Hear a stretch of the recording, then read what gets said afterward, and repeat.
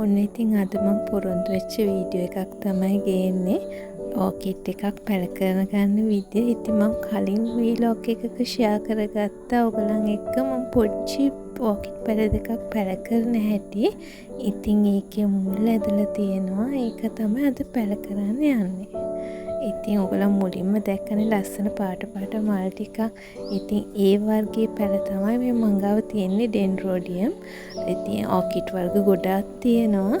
මේ වර්ගයේ පැල කරගන්න හැටි තමයි අද මම පෙන්නන්න යන්නේ. ඉතින් මේ අර එදා පැල කරගත්ත පැලේ එක පැල ওই දැල්ල දාලා තියෙන්නේ අලුතෙන් ආපු දැල්ලක්. ඒ කියන්නේ මුල් ඇදලා මේ අත්තෙන් පැල කරගත්ත එක. මුල් නැතුව අත්තක් පැල කරේ මම. අන්න ඒකෙත් මේ විදියට දළු දාලා තියෙනවා. මුල් අලුත් මුල් ඇවිල්ලා. ඉතින් මම මේ විදියට පොල් එලි ටිකකුයි උළු කැටි ටිකකුයි අඟුරු ටිකකුයි ලෑස්ති කරගත්ත කලින් දවසේ. ඊට පස්සේ අනිත් දවසේ මම ওই විදියට පොඩි කෑලි වලට කඩාගත්ත උළු කැටයි පොල් එලි ටිකයි. ඉතින් ඒ ටික දාලා තමයි මේ පැල දෙක පැල කරන්නේ. ඒ ටික තමයි ඕනේ ඕකිඩ් පැලයක් පැල කරන්න. පස් දාන්නේ ඕකිඩ් පැල වලට. ඒ වගේම මේක පැල කරද්දී ටිකක් සැහැල්ලුවට තමයි මේ මිශ්‍රණය දාන්න ඕනේ. ඉතින් මම දැන් මුලින්ම පැල කරගන්න යන්නේ මේ අත්තෙන් පැලවෙච්ච ඕකිඩ් පැලේ. මේක අත්ත මුල් ඇදලා තියෙන්නේ. ඉතින් ඒක මේ විදියට අපි පැල කරගමු. ඉතින් මේක ලිහද්දි ගොඩක් පරිස්සමින් ලිහන්න ඕනේ. චුට්ටක්නේ මුල් ඇවිල්ලා තින් ඒක කැඩෙන්නේ නැති වෙන්න ගන්න ඔය පොල් එල්ලට ඇලිලා වගේ තියෙන්නේ මුල් ටික. ඒක පරිස්සමට ගලවලා අරගෙන යටින් වැඩිපුර තියෙන අතු කෑල්ල මං කපලා අයින් කරනවා. මුල් හරියෙන් විතරක් කඳ අරගෙන මං කියපු මිශ්‍රණයට දාලා තමයි පොට් කරන්න යන්නේ.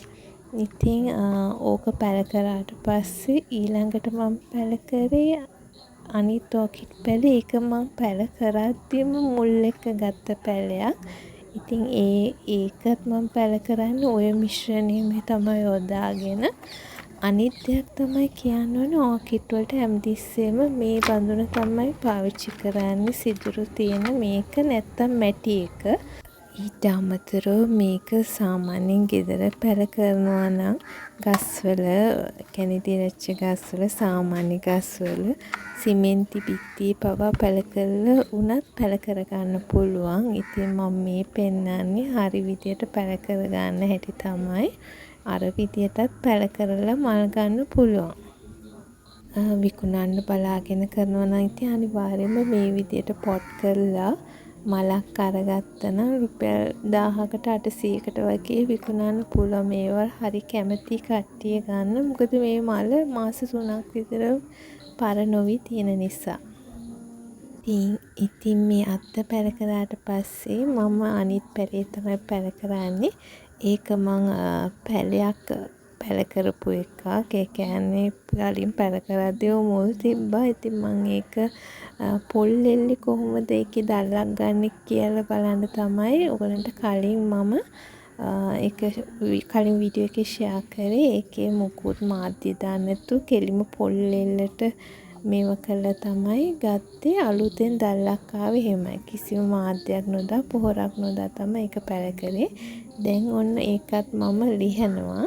ලිහලම ඒකේ මුල් ටිකක් වැඩියෙන් පොල් එල්ලට ඇදිලා තිබ්බ නිසා මං ඒක ගලවන්න යන්නේ. ඒ පොල් එල්ලම පෝච්චියට දාලා මම පොට් කරනවා. ඊතුරු මාධ්‍ය ටික ඊට උඩින් දානවා. නැත්තම් ඒකේ මුල ටිකක් වැඩිපුර ඇදිලා තියෙන පොල් එල්ලට.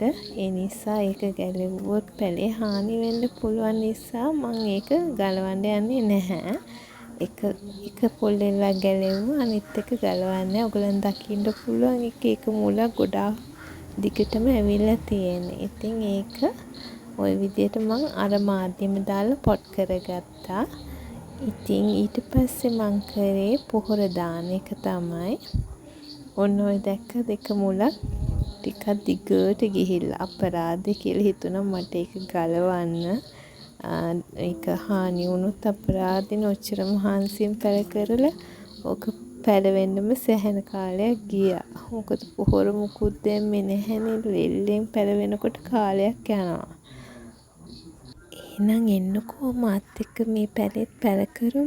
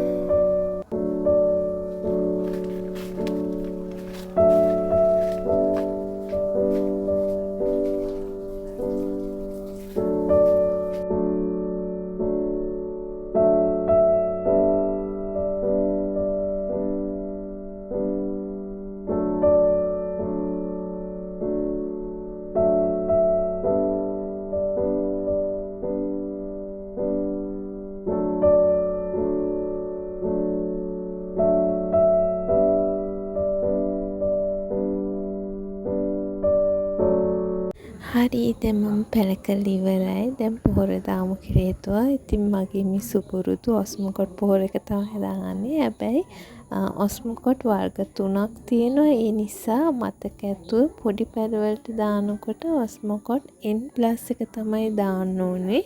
පුංචි පැල වලට දාන N+ එක. නැත්නම් ලොකු පැල වලට වෙනම ඔස්මොකොට් තියෙනවා. ඉතින් ඒක දාන්න එපා. ඒවා මල් පිපෙන්නයි මල් පිපෙන්න තියෙන ඔස්මොකොට්. ඒ නිසා ගන්නවා නම් ඔස්මොකොට් N+ කියන එක තමයි ගන්න ඕනේ. ඉතින් මම එකක පොට් කරා ඔයගලන් කලින් දකින්න ඇති. ඒක ඒ පොහොර දාන්නම කියලා වෙනම පොඩි දැල් වගේ තියෙන පොඩි බකට් එකක් තියෙනවා. මොකද ඒ ඇට ටික දැම්මම නැත්තම් වතුර දානකොට අහක යන නිසා ඒක දාලා තමයි පෝච්චියට දැම්මම ඒක ඉබේම පොහොර අදාළ දවස් වලට ඒක නිකුත් වෙනවා. අදාළ දවස් කියන්නේ සාමාන්‍යයෙන් අපි දාලා සති 3කට පස්සේ ඒ පොහොර එක රිලීස් වෙන්න ගන්නවා. අනිත් එකට මං කරේ සුදු රෙදි කෑල්ලක් අරන් ඒ පොහොර එක ඔතලා අනිත් පොට් එකට දැම්මා. ඉතින් අරක ගන්න හොයාගන්න අමාරුයි නම් මේ විදිහටත් කරන්න පුළුවන්. ඉතින් තව ටිකක් ඉතුරු වෙලා තිබුණා. මම ඉතුරු ටික කොහොම දැම්මා. එහෙම දාන්න නැත්තේ පොට් එකේ සිදුරු සහිත තියෙන නිසා වතුර දාද්දී එළියට යන නිසා. ඒ නිසා තමයි අර විදියට අපි පොහොර දාන්න ඕනේ. එහෙනම් මං ගිහින් එන්නම්. හැමෝටම සුබ දවසක්. බයි.